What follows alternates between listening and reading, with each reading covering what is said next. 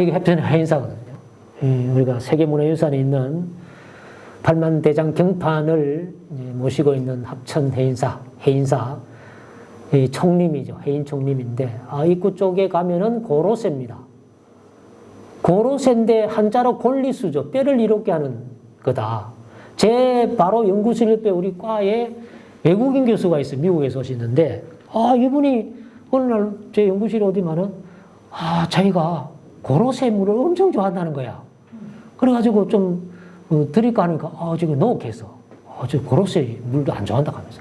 이게 나무 피 빨아먹는 거 별로 안 좋아한다 하면서. 자기는 구입해가지고, 미국 분인데, 그걸 구입해가 막 마신다는 거야. 내가 나무하는지 뻔히 아는데, 그거 가지고 고로쇠를 막 자랑하시길래, 됐다. 그러고 이번에 좀 고개를 갸우뚱하면서 가더라고. 그러든지 말든지, 이게 이제 이런 도성국사와 관련한 걸 고로쇠 이제 해서 이제 이런 전설이 많이 있잖아요. 근데 합천해인사 들어가는 쪽에 이런 것까지 해놓으니까 좀 마음이 좀 불편한. 이런 지경까지 속이 문드러졌는데 이런 물까지 다 빼먹어야 되는가? 이런 생각을 하지 않을 수 없는. 또 이제 필요한 경우도 있겠죠. 우리가 메이플 시럽, 캐나다 단풍 같은 경우도 그래 하기도 하고, 상품화하기도 하죠. 근데 이제, 그래도 이제 어느 정도 선에서 우리가 해야 하는지에 대한 고민은 분명히 필요할 거다. 이제 그런 차원에서 제가 말씀드리는 거고. 이게 이제 광주입니다. 김덕영 장군, 이제 임진왜란 때 이제 의병장이기도 하셨죠. 이 왕보들은 전국에 제가 있는 그 학교 옆에 성주군이 있습니다. 경북 성주군, 참외로 유명한 데죠. 거기에 59그루 왕보들 천년기념물이 있죠. 우리나라에서 가장 이제 군락으로 제일 많은 건데, 이제 버들이 이제 크기 때문에 왕보들인데, 이것도 이제 천년기념물입니다. 이제 나무를 이렇게 보면 속을 보십시오. 전혀 다르죠. 그래서 이걸 좀 보여드리려고 하는, 나무가 위에 이렇게 있는 것 같은데 또 속을 이렇게 들여다보면 누운 채로 저런 힘든 과정을 통해서 우리가 보기 좋다고 하는데, 간혹 우리가 백조를 이야기할 때 내숭 뜬다는 이야기 할 때 있죠. 진짜 예의 없어. 백조 내숭 뜬 적 없어요. 백조는 정말 열심히 발길질을 해서 우아하게 쫙 보여줬는데, 지금 여러분들이 정말 다른 시민들이 보이지 않는 곳에서 열심히 해서 이런 공간이 딱 나오잖아요. 근데 볼 때는 그냥 나오는 것 같지만 실제 어마어마한 시간, 노력, 고통이 따라야만 이런 모습이 보이는 것처럼 나무라고 하는 것도 마찬가지고 삶이라는 게 그런 거예요. 무슨 보이는데 그냥 막 질러서 이야기하면 안 된다는 거죠. 그 내면을 우리가 잘 들여다보는 시간을 가져야 되는 거고, 따라서 이런 아름다운 모습이라 하더라도 그 뒤에 고통이 있을 때만 아름다운 거지, 그 없이 그냥 룰루루 하는데 뭘 아름답겠냐고. 그런 걸 제가 좀 보여드리려고. 이게 이제 개입관람. 우리가 박경리 선생님의 모교입니다. 그래서 이제 개입관나무가 이제 흔히 히말라야 시드죠. 대구, 동대구로의 대표하는. 개입갈은, 개는 가짜라는 뜻, 개살구에서. 입갈이니까 잎을 갈지 않는다는. 근데 이름 좀 웃기잖아요? 우리 앞에서, 이 건물 앞에서도 이제 자주 봤던 사철나무, 이것도 좀 웃기는 거예요. 사철, 늘 푸르다 있는 게 사철 푸르다는 건데, 어쨌든 좀 그런 이름이긴 한데, 우리말로 개입갈나무, 우리가 이제 그 학명을 하면 히말라야 시드입니다.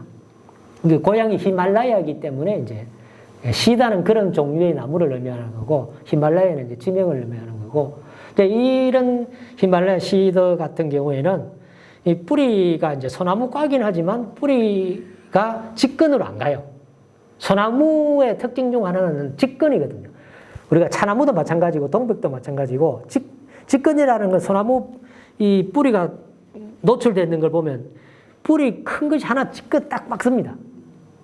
지주처럼 딱 박고 잎으로 가는 거거든요. 그렇기 때문에 소나무는 옮겨 심는 게 그래서 힘든 거예요. 그 뿌리를 닦는데 시간이 많이 걸리기 때문에. 그래서 이제 차나무도 그런 의미가 있거든요. 그래서 이 나무는 이제 소나무 부모는 이제 직근성인데 이게 직근성이 아니에요. 청근성에 해당하는 건데, 그러다 보니까 옆으로 이제 많이 뻗죠. 그러면 옆으로 뻗으면 다른 나무하고 같이 막 엉켜서 이렇게 있어야 되는데, 이게 강제로 위주를 해버리니까. 그래서 이제 가로수로 심거나 정원수로 하면 이게 직근을 안 하니까 바람 불면 샥 넘어지는 거예요. 덩치는 큰데. 그래서 이제 태풍 불었을 때 이 개입갈나무가 완전 순환을 당했죠. 제가 있는 계명대학교 동산 대명 캠퍼스도 돌을 부숴가지고 심었는데 그게 몇 년 전에 태풍 와서 다 쓰러졌죠. 어마어마하게 쓰러졌습니다. 그러니까 이런 이제 개입갈나무의 삶이라고 하는 것도 속을 보면 이렇습니다. 가까이 보니까 완전히 다르죠. 멀리서 볼 때하고 이 웅장한 것도 다르고 아래쪽에 또 이제 가지 등등 보면 이 나무의 우리가 속살을 좀 볼 수 있는, 속내를 볼 수 있는 그런 태도가 좀 필요할 것 같아서 여기 경남 밀양인데 추운제입니다. 제가 참 수십 번을 갔던 전필재, 김종직, 영남학파의 뭐 거두 중에 거두죠. 이분이 이제 고향이 여기입니다. 그 뒤쪽에 이제 묘소가 있는데 이 담에 박혀서 사는 거예요. 되지 않고 그래도 담을 샀다는 거 해도 좋죠. 이 정도에도 관심이 있는 건데 이렇습니다. 요게 이제 빛을 받고 있는, 근데 이 건물을 잘 한번 보시면 나무 목조 건물이면서 막배지붕으로 했죠. 성리학의 건물을 단적으로 보여주는 아주 경건하게. 또 하나 특징이 뭐냐면은 우리가 목조 건물의 중요한 건 칸이에요. 칸. 몇 칸, 3칸, 4칸 이렇게 9칸 이렇게 이야기하잖아요. 근데 적지 않은 분들이 오해하는 게 한 동이 칸인 줄 알아. 칸 개념은 유럽에서 없는 개념입니다. 목조 건물에서만 나오는 칸이죠. 칸은 한자로 사이라는 뜻이에요. 사이가 한자예요. 기둥과 기둥 사이를 칸이라고 해요. 그러니까 기둥과 기둥, 4칸이라면 기둥이 5개 나와야 칸이 생기죠. 그 이제 정면 우리가 문화 그 해설한 쪽에 보면은 측면은 그 이야기 안 해놨어요. 이야기를 해놓은 적도 있고 안 한 것도 있는데 보통 우리가 사칸집이라 하면은 사칸인 줄 알아. 사칸이 아니에요. 여기 보시면은 요 측면이 예를 들어서 이거 측면은 한 칸이잖아요. 기둥과 기둥 사이가 하나밖에 없잖아요. 그렇죠?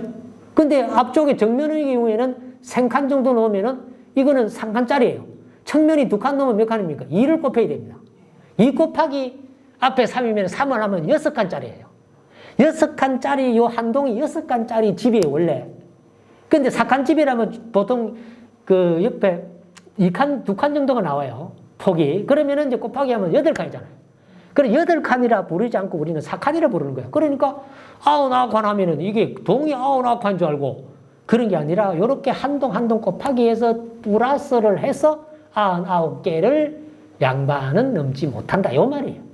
그걸 우리가 알아야 되고, 그리고 이제 우리가 마당이 있는데 이 마당이라는 게 이제 한옥 건물의 경우에 또 중요한 게 뭐냐면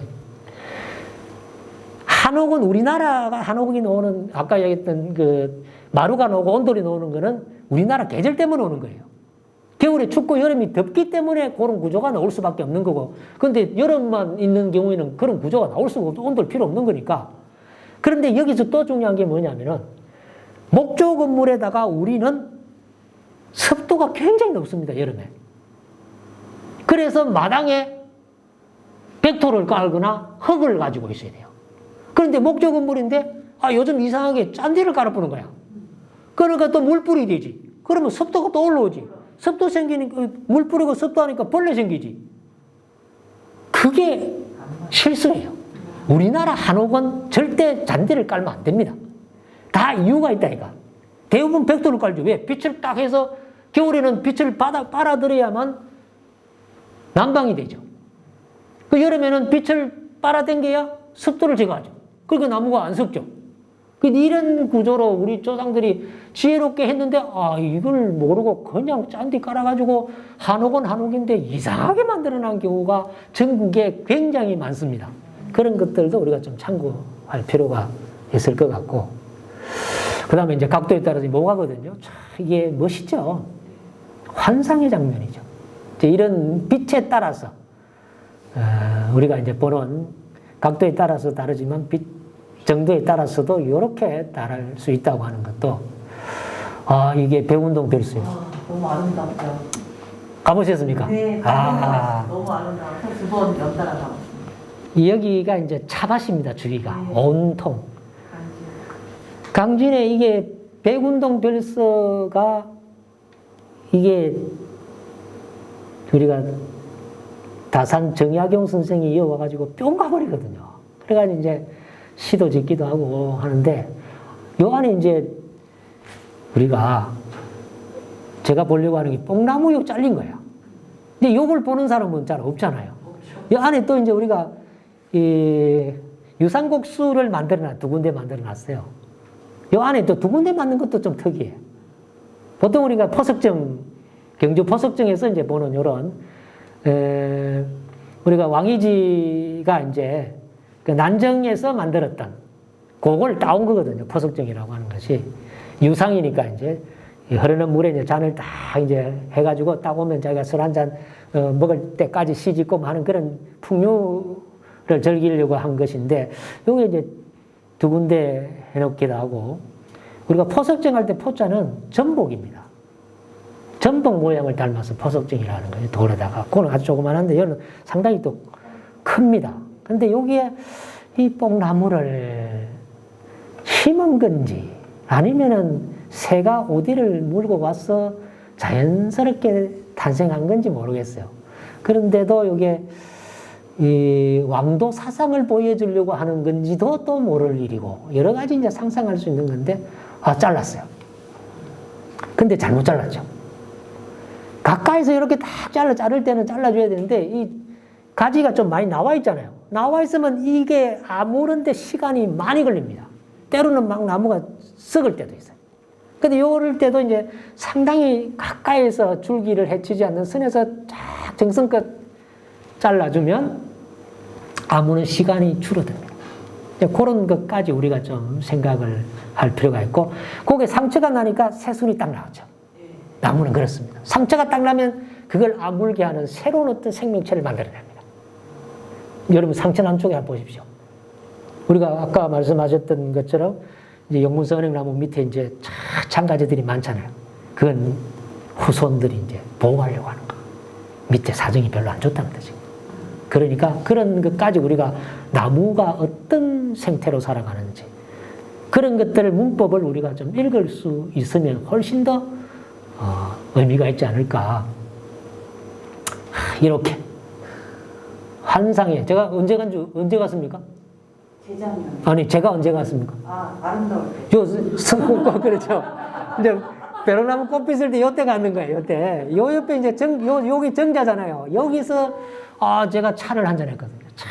차밭이 온전히 차밭인데 차를 탁 한잔 했는데 참 환상의 차죠. 요거는 여기서 찍은 건 아닙니다. 다른 데서 찍은 건데 차를 보십시오. 열매하고 꽃이 만났습니다. 그래서 차나무의 별칭을 시라상봉수로 하죠. 열매와 꽃이 만났습니다. 1년에 딱 만납니다. 아주 독특한 나무죠. 우리는 열매 떨어지면 꽃 피고 열매 맺고 떨어져야 되잖아요. 그런데 이거는 같이